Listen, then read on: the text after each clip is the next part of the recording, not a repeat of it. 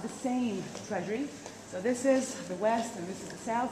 West side, what is represented here is a myth that explains the reason why the Greeks won against the Trojans in the Trojan War. Sorry, turn it off.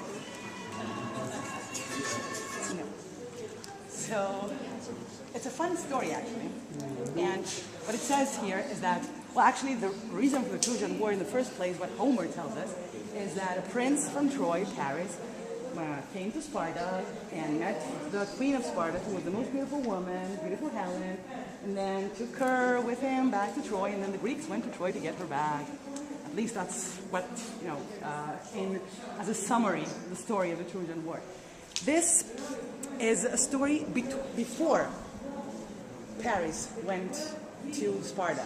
Actually, what is shown here at the very end there, the left part, it's Paris, supposed to be Paris, the prince from Troy, and in front of him, three women are standing. Three goddesses, Athena, Hera, Zeus, and Venus, Aphrodite. Why they're standing in front of him? Because there's a competition here, a beauty contest.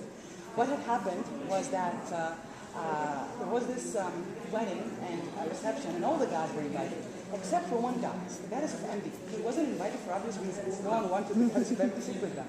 Now she finds out that all the gods are invited, and the goddesses except her. So she is really upset and wants to punish everyone. And what she does is take a golden apple, write on it, "I belong to the most beautiful one," and throws the apple where women are sitting.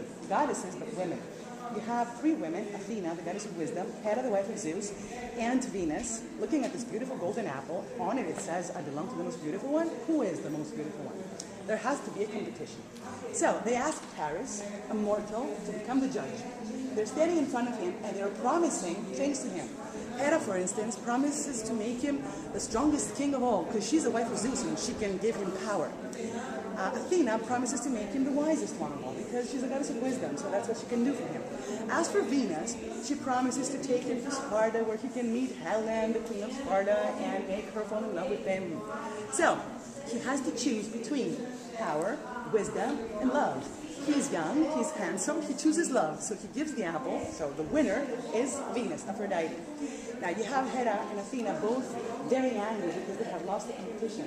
And during the assembly of the gods, to discuss about who's going to win in the Trojan War, so who the gods are going to support, all the gods decide to support the Greeks, except Venus and Mars. Only two gods support the Trojans. The rest of the 12, so 10, support the Greeks. That's why the Greeks won.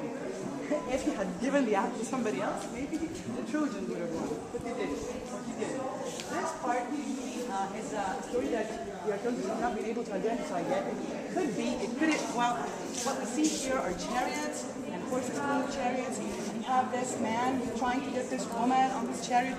It could have been Paris, bringing Helen with him on the chariot to Troy, but it's a part of the folklore. We cannot really be sure what the story is here.